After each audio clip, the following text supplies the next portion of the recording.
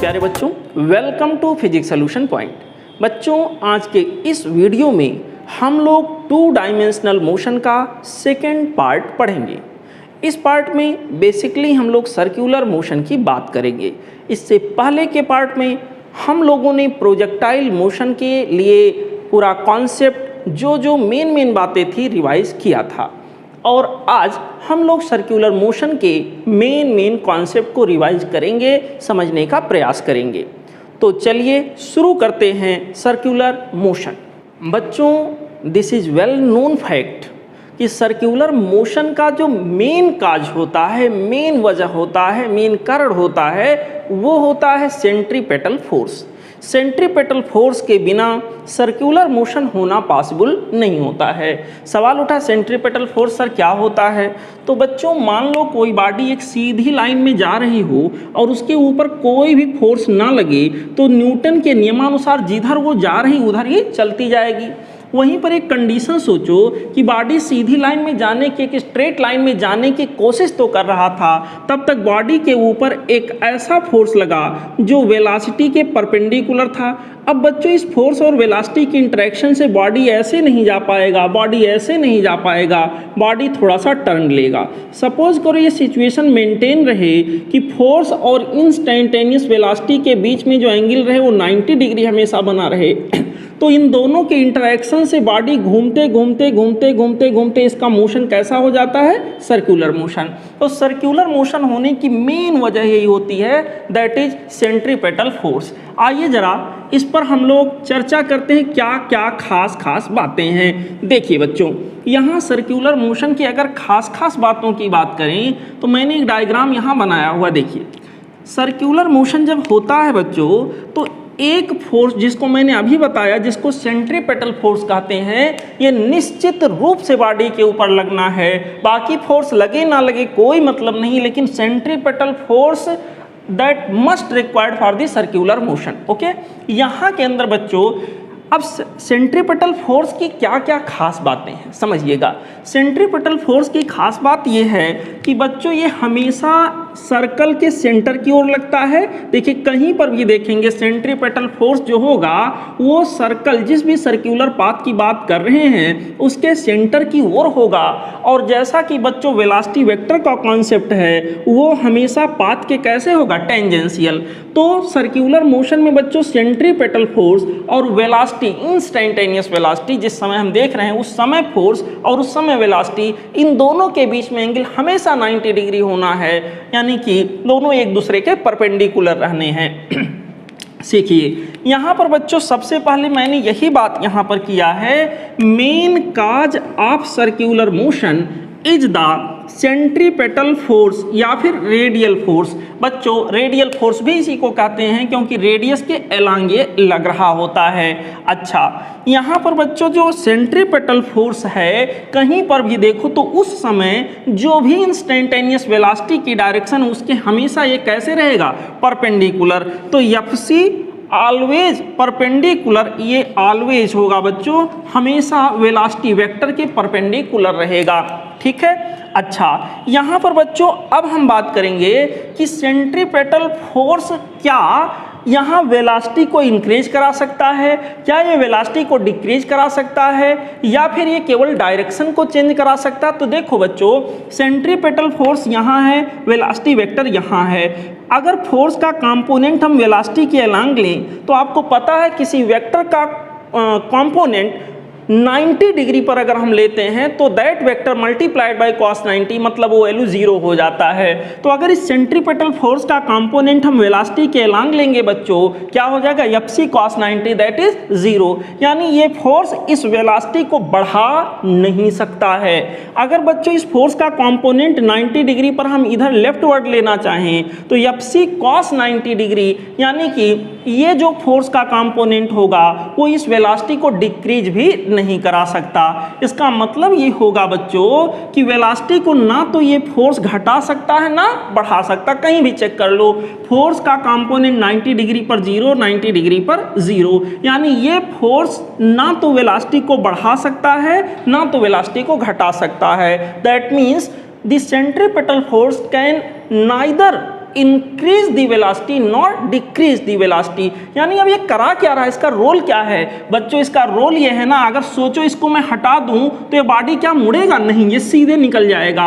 अगर ये फोर्स ना हो तो क्या ये बॉडी मुड़ेगा, नहीं मुड़ेगा, ये सीधे निकल जाएगा। इसका मतलब होता है सेंट्रीपेटल फोर्स का जो काम है, जो ड्यूटी उसकी है, वो ये है कि वेलोसिटी के डायरेक्शन को चेंज कराते रहना। वेलोसिटी की डायरेक्शन अभी ऐसे, कुछ देर बाद ऐसे हो गया, कुछ देर बाद ऐसे, कुछ देर बाद ऐसे।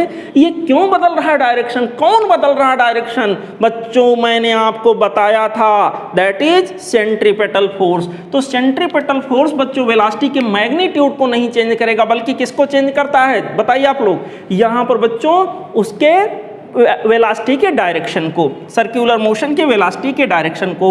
यही पॉइंट्स मैंने आपके लिए यहाँ पर रखा है बच्चों, देखिए ध्यान से। Main cause of circular motion is the centripetal force या फिर रेडियल फोर्स, उसी को कह सकते हैं। FC is always perpendicular to instantaneous velocity vector. Centripetal force can not increase या decrease the magnitude of the instantaneous velocity. इतनी बातें समझ गए होंगे बच्चों। अब जैसा कि मैंने आपको बताया बच्चों, FC is always perpendicular to velocity vector, instantaneous velocity vector, मतलब किसी भी जगह जाके एफसी और वी का डॉट प्रोडक्ट अगर हम लेते हैं, एफसी और वी का डॉट प्रोडक्ट अगर लेते हैं 90 डिग्री पर दो वेक्टर का डॉट प्रोडक्ट क्या होगा, जीरो। बच्चों वी को इंस्टेंटेनियस वेलोसिटी को मैं लिख देता हूँ ds over dt, ds over dt, तो F C dot D S की वैल्यू क्या आ जाएगी, जीरो। यहाँ F C dot D S मतलब डी डब्ल्यू, छोटा सा वर्क डन हो गया, that is equal to zero. Integrate दोनों साइड कर दीजिए तो टोटल वर्क डन भी क्या आ जाएगा, जीरो। यानी सेंट्रीपेटल फोर्स के द्वारा वर्क डन की वैल्यू क्या आएगी, जीरो। अगर डी डब्ल्यू और डी टी करें तो rate of work done that is power, इसका मतलब पावर डिलीवर्ड भी क्या आएगा, जीरो। तो बच्चों ध्यान रखिएगा, यहाँ पर आपसे अगर कभी पूछा जाए पूरे फिजिक्स में कि सेंट्रीपेटल फोर्स के द्वारा वर्क डन और पावर डिलीवर्ड बॉडी पे कितना होगा, तो आंसर होगा जीरो। सेंट्रीपेटल फोर्स के द्वारा जो बॉडी सर्कुलर मोशन कर रही है उसके ऊपर लगने वाले सेंट्रीपेटल फोर्स के द्वारा बॉडी के ऊपर किया जाने वाला वर्क डन और पावर डिलीवर्ड क्या होगा, जीरो। ये हमेशा होगा, इसमें कोई संदेह नाम की चीज मत रखिएगा बच्चों। ये मैंने आपको पढ़ाते समय मेन लेक्चर में इसको बहुत जोर दिया था, बहुत स्ट्रेस दिया था, वही बात मैंने यहाँ लिखा हुआ है। Hence work done and power delivered by centripetal force will always be zero. ये पॉइंट दिमाग के हिप्पोकैम्पल लोब में बैठा के रख लीजिएगा, ठीक है बच्चों। हमें बायोलॉजी ज़्यादा नहीं आता, लेकिन हाँ थोड़ा बहुत बोल देते हैं कभी कभी, माफ़ करिएगा कुछ गलती होगी तो। एफ सी इक्वल टू बच्चों बाई फार्मूला, ये जो सेंट्रीपेटल फोर्स होता है उसको हम लोग लिखते हैं M V square by R. यहाँ के अंदर बच्चों M into A C, M cancel हो जाएगा और ए सी की वैल्यू हो गई हमारे पास V square by R. V के जगह पर मैं लिख सकता हूँ आर ओमेगा, तो हो जाएगा ओमेगा स्क्वायर इंटू आर। तो ध्यान रखिएगा बाई फार्मूला सेंट्रीपेटल फोर्स का वर्ल्ड फेमस इक्वेशन हमारा हो गया M V square upon R, और जो सेंट्रीपेटल एक्सीलरेशन इसको कहेंगे या रेडियल एक्सीलरेशन भी कह सकते हैं बच्चों। जिधर सेंट्रीपेटल फोर्स होगा उधर सेंट्रीपेटल एक्सीलरेशन होगा। यहाँ पर बच्चों इसकी वैल्यू अगर हम निकालना चाहें सेंट्रीपेटल एक्सीलरेशन की वैल्यू, तो बाई फार्मूला आ जाएगा वी स्क्वायर बाई आर या फिर ओमेगा स्क्वायर इंटू आर। ये कुछ बेसिक पॉइंट था सर्कुलर मोशन के लिए बच्चों। आइए आगे की चर्चा फिर से करते हैं।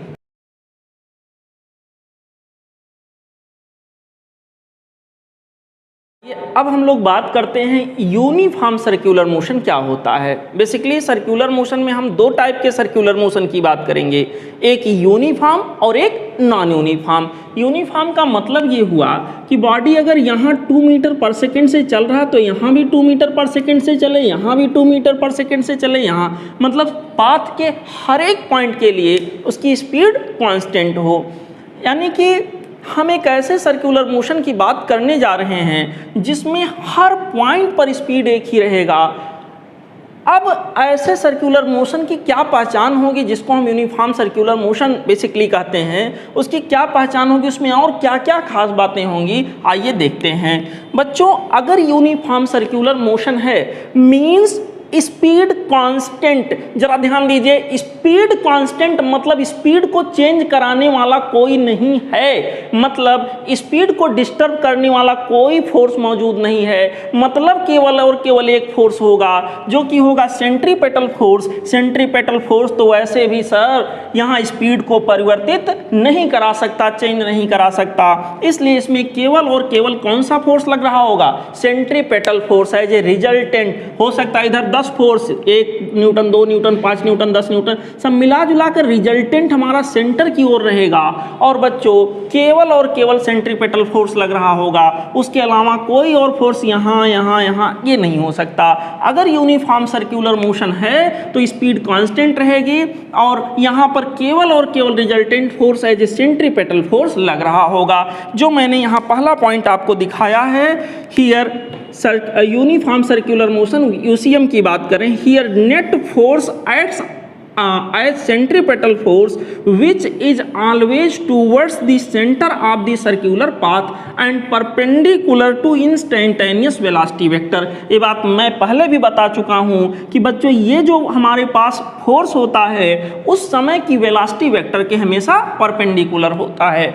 अच्छा, अब यहाँ पर देखो बच्चों, अगर यूनिफॉर्म सर्कुलर मोशन की बात हो रही है तो यूनिफॉर्म सर्कुलर मोशन में जो हमारा लीनियर वेलोसिटी होगा, लीनियर वेलोसिटी होगा जिसको v वेक्टर से रिप्रेजेंट कर रहे हैं, मैग्नीट्यूड में तो कांस्टेंट होगा 2 मीटर पर सेकंड, 2 मीटर पर सेकंड, 2 मीटर पर सेकंड, 2 मीटर पर सेकंड, व्हाटएवर जो भी हर पॉइंट पे मैग्नीट्यूड वही रहेगा। बट डायरेक्शन की अगर बात करें बच्चों तो डायरेक्शन टेंजेंशियल होने की वजह से direction point two point change होता रहेगा। आप देखें यहाँ पर ऐसे है, यहाँ पर ऐसे है, यहाँ पर ऐसे है, यहाँ पर ऐसे है, यहाँ पर बच्चों डायरेक्शन चेंज होता रहेगा। मैंने बच्चों आपको बताया है वेक्टर एक ऐसी चिड़िया का नाम जिसके पास 2 पंख होते हैं, एक मैग्नीट्यूड होता है तो दूसरा डायरेक्शन होता है। अगर हमें इस चिड़िया को मेंटेन रखना है तो दोनों पंख सलामत होने चाहिए। मतलब मैं ये बता रहा हूँ वेक्टर के जब तक डायरेक्शन और मैग्नीट्यूड दोनों कांस्टेंट नहीं होता है तब तक वेक्टर को कांस्टेंट कहना पॉसिबल नहीं होगा। इसका मतलब हमारे पास लीनियर वेलोसिटी जो यहाँ के अंदर होगी बच्चों वो कांस्टेंट नहीं होगी। कांस्टेंट ना होने का रीजन क्या है, डायरेक्शन का वेरिएबल होना, यानी डायरेक्शन का कांस्टेंट ना होना। ठीक है बच्चों, अगर यूनिफॉर्म सर्कुलर मोशन है तो बच्चों स्पीड जो होगा वो कांस्टेंट होगा। Speed is nothing else, this is the magnitude of velocity, जो यहाँ के अंदर बच्चों बोला गया है। इंस्टेंटेनियस वेलोसिटी का मैग्नीट्यूड मतलब इंस्टेंटेनियस स्पीड। यहाँ के अंदर बच्चों इंस्टेंटेनियस स्पीड हमारा कांस्टेंट होगा। Work done and power delivered, बच्चों क्योंकि यूनिफॉर्म सर्कुलर मोशन की जब हम बात करेंगे तो केवल सेंट्रीपेटल फोर्स लगेगा और सेंट्रीपेटल फोर्स एक ऐसा फोर्स है जिसके द्वारा वर्क डन और पावर डिलीवर्ड दोनों क्या होते हैं, 0। इसका मतलब बच्चों वर्क डन और पावर डिलीवर्ड की वैल्यू यहाँ के अंदर क्या होगी, 0। किसमें, यूसीएम में सर, याद रखिएगा, there is no work done, there is no power delivered. Okay, kinetic energy की अगर बात करें तो अगर स्पीड कांस्टेंट है, मास कांस्टेंट अगर बना रहे, जनरली मास कांस्टेंट ही होता है, तो बच्चों ऐसे केस में काइनेटिक एनर्जी कांस्टेंट होगा। सवाल आएगा काइनेटिक एनर्जी में कितना परिवर्तन होगा। सर जब जो चीज़ कांस्टेंट है उसमें परिवर्तन होगा ही नहीं, चेंज इन काइनेटिक एनर्जी क्या आ जाएगा, 0। लीनियर मोमेंटम की जहां तक बात करें, लीनियर मोमेंटम में बस वेलोसिटी में m से मल्टीप्लाई कर दीजिए तो जो सिचुएशन वेलोसिटी के लिए था वही लीनियर मोमेंटम के लिए भी होगा। लीनियर मोमेंटम भी बच्चों मैग्नीट्यूड वाइज कांस्टेंट होगा बट डायरेक्शन वाइज वेरिएबल होगा। इसका मतलब ओवरऑल लीनियर मोमेंटम की अगर मैं बात करूं तो ओवरऑल लीनियर मोमेंटम यहाँ वेरिएबल होगा। वेरिएबल होगा मीन्स कांस्टेंट नहीं होगा। यहाँ पर बच्चों सेंट्रीपेटल फोर्स या सेंट्रीपेटल एक्सीलरेशन की अगर बात करें तो इसमें क्या क्या कहानी होगी। कहानी ये होगी सर कि यहाँ पर मैग्नीट्यूड वाइज अगर देखें तो mv square upon R, mv square upon R, mv square upon R, mv square upon R, mv square upon R, mv square upon R, हर जगह पर सेंट्रीपेटल फोर्स कांस्टेंट होगा मैग्नीट्यूड में। Similarly centripetal acceleration v square upon upon R, V square upon R, V square upon R, V square upon R. Centripetal acceleration constant होगा but magnitude में, लेकिन direction आप इस वेक्टर की देखो अभी अपवर्ड है। फिर बच्चों यहाँ देखिए हॉरिजेंटल हो गया, लेफ्टवर्ड हो गया, यहाँ देखिए डाउनवर्ड हो गया, यहाँ हॉरिजेंटल राइटवर्ड हो गया। तो सेंट्रीपेटल फोर्स और सेंट्रीपेटल एक्सीलरेशन यूसीएम के केस में मैग्नीट्यूड में केवल कांस्टेंट होते हैं और डायरेक्शन में वेरिएबल होते हैं। मतलब अगर मैं सेंट्रीपेटल फोर्स पूछूं क्या होगा सर, वेरिएबल होगा, क्योंकि आपने एक ऐसे क्वांटिटी की बात की है जो कि वेक्टर है। ठीक है बच्चों, तो यहाँ पर ध्यान रखिएगा सेंट्रीपेटल फोर्स मैग्नीट्यूड में कांस्टेंट होगा, डायरेक्शन में वेरिएबल होगा, और इसलिए सेंट्रीपेटल फोर्स और साथ ही साथ सेंट्रीपेटल एक्सीलरेशन भी यहाँ दोनों ही कांस्टेंट नहीं होंगे। हाँ, केवल मैग्नीट्यूड पूछा जाए तो यूसीएम के केस में कांस्टेंट होंगे। बच्चों इन सब के अलावा सर्कुलर मोशन में, यूनिफॉर्म सर्कुलर मोशन में कुछ और पैरामीटर आइए देखते हैं, एंगुलर पैरामीटर कैसे चेंज होंगे। बच्चों यूसीएम के केस में एंगुलर पैरामीटर में पहला नाम आता है एंगुलर वेलोसिटी का। तो एंगुलर वेलोसिटी के बारे में क्या ख्याल है, कितना रेडियन पर सेकेंड ये घूम रहा है, that is the angular velocity. और एंगुलर वेलोसिटी के बारे में अगर मैं देखूं तो मैग्नीट्यूड जो इसका होगा बच्चों वो कांस्टेंट होगा। सपोज करिए मैं कह रहा हूं 2 पाई रेडियन, या कह सकता हूं पाई बाई 2 रेडियन पर सेकेंड, तो पाई बाई 2 रेडियन पर सेकेंड हर जगह होगा वही एंगुलर स्पीड। तो बच्चों एंगुलर स्पीड कह लीजिए या एंगुलर वेलोसिटी का मैग्नीट्यूड कह लीजिए, हर जगह कांस्टेंट होगा, सेम होगा। और यहाँ डायरेक्शन की जहाँ तक बात है, एंगुलर वेलोसिटी बच्चों एक हमारे पास ये एक्सियल वेक्टर होता है, और एक्सियल वेक्टर की डायरेक्शन जो होती है वो हमेशा एक्सिस ऑफ रोटेशन के अलोंग होती है। जैसे मान लीजिए बच्चों ये ऐसे रोटेट कर रहा है एंटी क्लॉकवाइज, यहाँ अगर ये एंटी क्लॉकवाइज बच्चों रोटेशन कर रहा है तो ऐसे पर्टिकुलर केस में इसका एंगुलर वेलोसिटी जो होगा राइट हैंड कर्व रूल के अनुसार परपेंडिकुलर आउटवर्ड होगा अलोंग द एक्सिस। तो यहाँ इसकी डायरेक्शन भी नहीं चेंज हो रही है, ये बच्चों हमेशा परपेंडिकुलर आउटवर्ड ऐसे रहेगा। इसका मतलब डायरेक्शन वाइज और मैग्नीट्यूड वाइज ये दोनों कांस्टेंट हैं, इसलिए एंगुलर वेलोसिटी वेक्टर क्या होगा यूसीएम के केस में कांस्टेंट होगा। एंगुलर वेलोसिटी वो भी सेंटर के अबाउट जो एंगुलर वेलोसिटी है वो बच्चों कांस्टेंट होगा इन केस ऑफ यूसीएम। याद रखिएगा एंगुलर मोमेंटम, एंगुलर मोमेंटम का क्या ख्याल है, एंगुलर मोमेंटम के लिए भी सिमिलर सिचुएशन होगा बच्चों। एंगुलर मोमेंटम भी जिधर एंगुलर वेलोसिटी होगी उधर ही एंगुलर मोमेंटम होगा। एंगुलर मोमेंटम भी एक्सियल वेक्टर है। यहाँ के अंदर बच्चों angular momentum magnitude wise constant होगा, डायरेक्शन वाइज भी कांस्टेंट होगा, along the axis of rotation होगा। इसका मतलब ये दोनों ही विंग इसके कांस्टेंट है, मतलब पूरा का पूरा वेक्टर कांस्टेंट होगा। मतलब मैं ये कहूँगा बच्चों की एंगुलर मोमेंटम जो होगा वो कांस्टेंट या कंजर्व्ड कह सकते होगा अबाउट कहाँ। लेकिन एक बात ध्यान रखिएगा, जब एंगुलर मोमेंटम की बात की जाती है, टॉर्क की बात की जाती है, तो कहाँ के अबाउट, कौन से पॉइंट के अबाउट बच्चों, हम सेंटर के अबाउट की बात यहाँ करेंगे। जनरली सेंटर के अबाउट जो हमारा एंगुलर मोमेंटम होगा वो कांस्टेंट या कंजर्व होगा इन केस ऑफ यूसीएम। ध्यान रखिएगा यहाँ पर टॉर्क क्या होगा, पार्टिकल के ऊपर कितना टॉर्क लग रहा होगा। बच्चों टॉर्क का फार्मूला होता है जिस भी फोर्स के द्वारा टॉर्क लगाया जाता है multiplied by perpendicular length, perpendicular distance of that particle from the reference point. मतलब जिसके अबाउट हम निकाल रहे हैं, सेंटर के अबाउट टॉर्क अगर हम निकाल रहे हैं सेंट्रीपेटल फोर्स के द्वारा, तो सेंट्रीपेटल फोर्स का लाइन ऑफ एक्शन कहीं भी देख लीजिए उसी पॉइंट से गुजर रहा है जिसके अबाउट हम टॉर्क निकालने जा रहे हैं। इसका मतलब बच्चों जो हमारे पास इस फोर्स का लाइन ऑफ एक्शन है और जो पॉइंट है जिसके अबाउट मैं टॉर्क निकालने जा रहा हूँ, दोनों एक ही ये लाइन ऑफ एक्शन उसी पॉइंट से होकर जा रहा है। मतलब उनके बीच में जो डिस्टेंस होगा वो जीरो होगा, और जीरो अगर आर परपेंडिकुलर आ गया तो ऐसे केस में टॉर्क की वैल्यू क्या होगी, जीरो। बच्चों ये कुछ बातें थी जो यूनिफॉर्म सर्कुलर मोशन के लिए बहुत खास थी। आप लोग वीडियो को फिर से रिवाइंड करके एक बार फिर देखिएगा।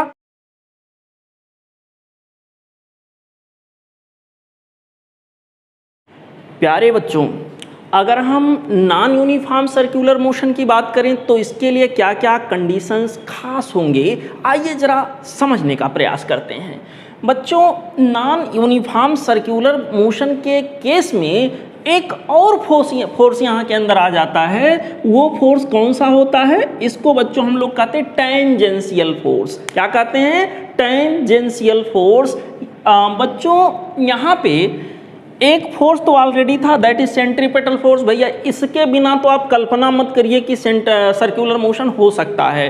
तो ये तो कंपलसरी है, ये हो सकता है या नहीं हो सकता है। अगर ये होगा तो मोशन नॉन यूसीएम होगा, ये नहीं होगा तो मोशन यूसीएम होगा। यहाँ मान लीजिए Ft यानी टेंजेंशियल फोर्स भी मौजूद है। अगर टेंजेंशियल फोर्स भी बच्चों मौजूद है तो ये जो मोशन होगा अब हमारा वो कैसा होगा बच्चों? वो होगा नॉन यूसीएम। रीजन मेरे प्यारे बच्चे समझा दो, रीजन क्या होगा? क्योंकि सर आपने जिधर वेलोसिटी दिखाया है उधर ही ये फोर्स लग रहा है, तो ये फोर्स जो है वो वेलोसिटी के मैग्नीट्यूड को लगातार बढ़ाता रहेगा और मोशन यूसीएम नहीं बल्कि क्या हो जाएगा? Non UCM. एक्सीलरेशन वाला तब होगा जब वेलोसिटी और टेंजेंशियल फोर्स एक ही दिशा में एक ही डायरेक्शन में लगे। नॉन यूसीएम और बच्चों यहाँ रिटार्डेशन वाला तब होगा जब Ft वेलोसिटी वेक्टर और Ft दोनों अपोजिट डायरेक्शन में हो। इतना आप समझ गए होंगे। बच्चों यहाँ के अंदर अब हम बात करेंगे centripetal force. I repeat once again, although this is revision class, but this point is very important. That is why I am repeating it once again. Listen it carefully. बच्चों यहाँ के अंदर जो हमारे पास Ft होता है उसकी ड्यूटी है वो वेलोसिटी के मैग्नीट्यूड को चेंज कराए। डायरेक्शन से उसका कुछ मतलब नहीं है, वो वेलोसिटी के डायरेक्शन को चेंज कराने में कोई योगदान नहीं करेगा। और यहाँ Fc जो बार बार मैं जोड़ दे रहा हूँ ये डायरेक्शन को बार बार चेंज करता है। तो सेंट्रीपेटल फोर्स की जो ड्यूटी है वो ड्यूटी है इसके डायरेक्शन को, इसके मतलब पार्टिकल के डायरेक्शन को, मोशन के डायरेक्शन को बार बार चेंज करना, सर्कुलर पाथ प्रोवाइड करना। और यहाँ पर Ft की ड्यूटी यहाँ के अंदर आ गई वेलोसिटी के मैग्नीट्यूड को चेंज करना। तो बच्चों यहाँ वेलोसिटी का डायरेक्शन और मैग्नीट्यूड दोनों ही चेंज होगा। वेलोसिटी तो यहाँ भी कांस्टेंट नहीं होगा। यूसीएम में स्पीड कांस्टेंट था, यहाँ स्पीड भी कांस्टेंट नहीं होगा, या तो घटेगा या बढ़ेगा। अब बच्चों जरा देखिए, ध्यान दीजिए, समझिए, सीखिए। यहाँ के अंदर बच्चों Ft और Fc के बीच में एक यहाँ पर बच्चों अगर हम रिजल्टेंट फोर्स निकालें इस पर्टिकुलर जगह पे तो रिजल्टेंट फोर्स यहाँ कहीं जाएगा। मैंने सेम सिचुएशन यहाँ बना के आपको दिखाया है। Ft is acting along horizontal and Fc is along vertical at this particular location and you can see here। यहाँ के अंदर बच्चों जो रिजल्टेंट फोर्स हमारा आ गया सिग्मा F यहाँ कहीं गया।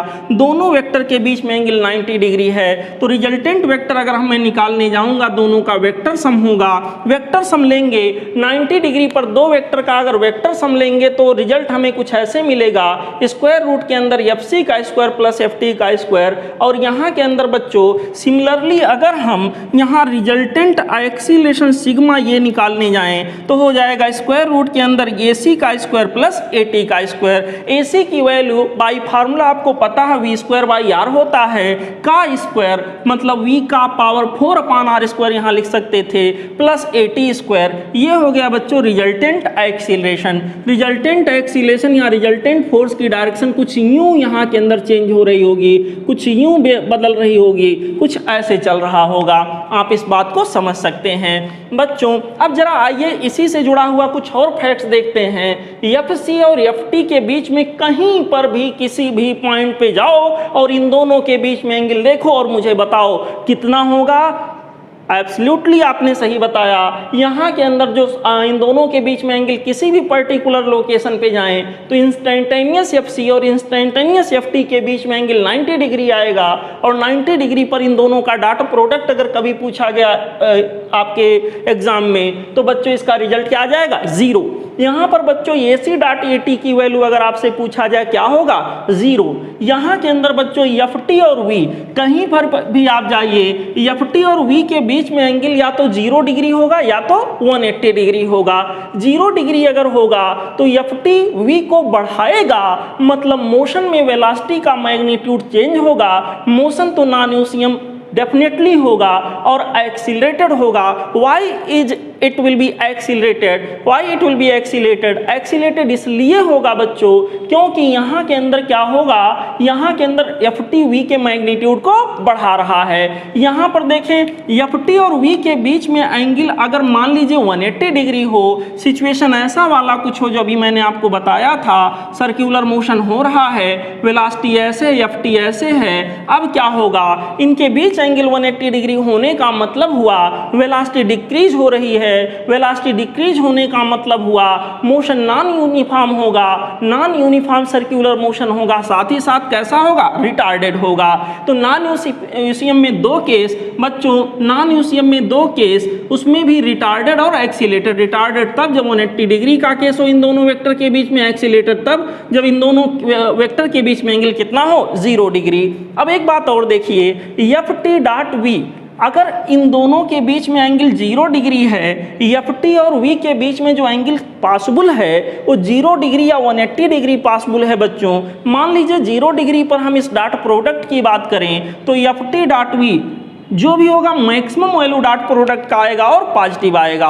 और एफ टी डॉट वी मतलब power delivered by tangential force क्या होगा, यहाँ पर बच्चों नॉन जीरो होगा, नॉन जीरो के साथ साथ कैसा होगा, पॉजिटिव। सिमिलरली वर्क डन भी नॉन जीरो होगा और पॉजिटिव। वंस अगेन देखिए F T dot V non zero आने वाला है, यहाँ पर एफ टी डॉट वी अगर नॉन जीरो आने वाला है तो दो केसेज, जब एंगल 0 डिग्री होगा तो बच्चों ये पॉजिटिव रिजल्ट देगा। F T dot V force dot velocity मतलब पावर डिलीवर्ड, यहाँ power delivered by tangential force non zero होगा और work done by tangential force non zero होगा। मतलब बच्चों ओवरऑल जो सिचुएशन हमारा आया, पावर डिलीवर्ड और work done by tangential force will be non zero, and non zero के साथ साथ कैसा होगा, पॉजिटिव होगा।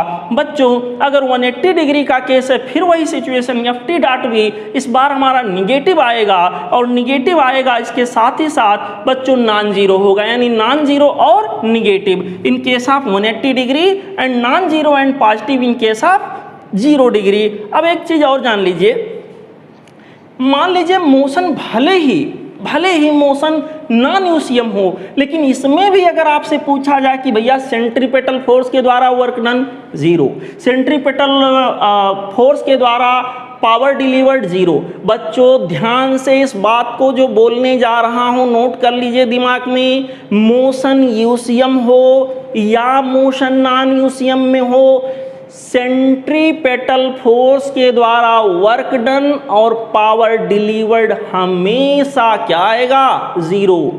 फिर से सुन लीजिए, मोशन यूसीएम हो या नॉन यूसीएम हो, पर्टिकुलरली अगर सेंट्रीपेटल फोर्स के द्वारा वर्क डन या पावर डिलीवर्ड आपसे पूछा जाए, आपका जवाब क्या होगा, 0।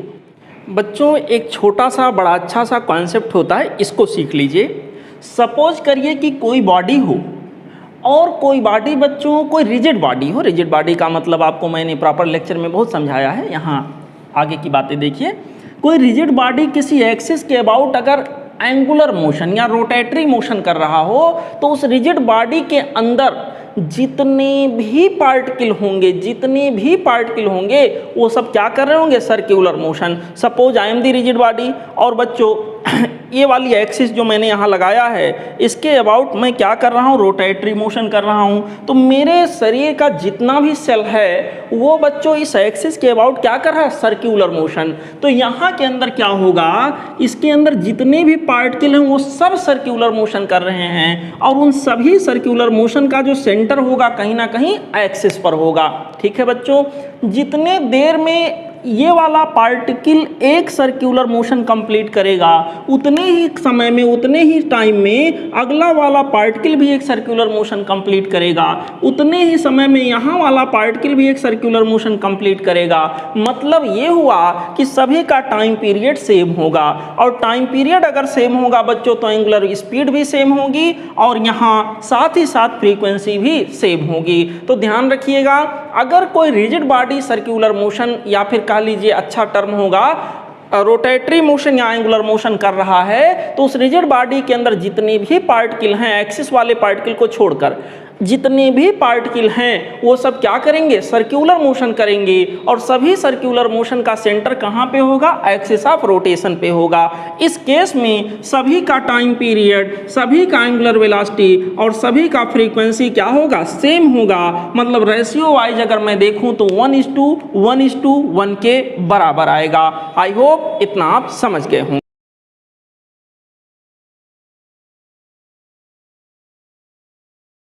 प्यारे बच्चों, एक छोटा सा कॉन्सेप्ट होता है सेंट्रीफ्यूगल फोर्स का, जिसमें बहुत कंफ्यूजन लोगों के बीच में होता है। आइए जरा देखते हैं ये क्या है। सेंट्रीफ्यूगल फोर्स और सेंट्रीपेटल फोर्स दोनों का कॉन्सेप्ट बच्चों टोटली डिफरेंट है, दोनों अलग चीज़ें होती हैं। देखिए, सेंट्रीफ्यूगल फोर्स क्या होता है उसको समझने के लिए सबसे पहले हम लोग समझते हैं व्हाट इज स्यूडो फोर्स। बच्चों, मान लीजिए कोई एक गाड़ी हो, ट्रक हो, कोई मोटर गाड़ी हो, कहीं रोड पे जा रही हो और उसके पीछे एक ब्लॉक रखा हुआ हो।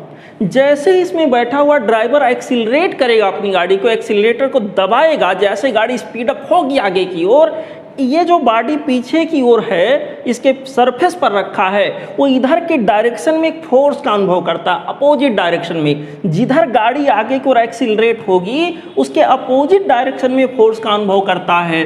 बच्चों, इसी फोर्स को हम लोग स्यूडो फोर्स का नाम देते हैं। यहाँ पर ऐसा तो है नहीं कि कोई व्यक्ति आके इसे ढकेल रहा हो, अगर बहुत तेज एक्सीलरेट कर दे तो पॉसिबल ये भी होता है कि ये ब्लॉक इसके ऊपर से स्लाइड करके बाहर गिर जाए। ठीक है बच्चों, यहाँ पर इसी फोर्स को बच्चों हम लोग स्यूडो फोर्स का नाम देते हैं। स्यूडो फोर्स तब किसी बॉडी पर लगता है जब वो बॉडी कैसे फ्रेम पर रखा हो, ये पूरा एक फ्रेम हुआ ट्रक का, और बच्चों ये कैसा फ्रेम हुआ, एक्सीलरेटेड फ्रेम हुआ, एक्सीलरेटेड फ्रेम। जब कोई बॉडी किसी एक्सीलरेटेड फ्रेम पे रखा हुआ होता है तो बच्चों उस बॉडी के द्वारा एक फोर्स का अनुभव किया जाता है, जो फोर्स यहाँ उस फ्रेम के एक्सीलरेशन के जस्ट अपोजिट होती है। मैग्नीट्यूड में इस फोर्स की वैल्यू होती है मास ऑफ दैट बॉडी जिसके ऊपर फोर्स हम देख रहे हैं, multiplied by acceleration of that frame, उस फ्रेम के एक्सीलरेशन से मल्टीप्लाई कर दीजिए, दैट इज स्यूडो फोर्स।